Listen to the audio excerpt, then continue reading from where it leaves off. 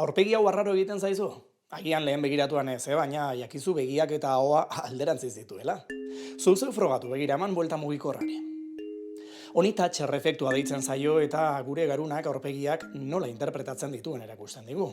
Peter Thompson psikologoa 1980an jabetu zen hontaz Margaret Thatcherren argazki batekin egindako esperimentu batean. Irudia buruz bera dagoenean garunak ez ditu deformazioak ikusten, baina buelta ematean dena beldurgarri bihurtzen da. Zergatik gertatzen den hau? Gure garuna aurpegiak posizio normalean irakurtzeko prestatua dagoelako.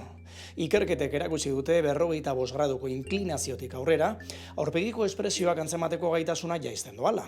90 gradu inguruan zailago eta irudia 180 gradu diratzen badugu, alegi alderantziz ikusten badugu garuna ez da zerbait gaizki dagoela ere ohartzen.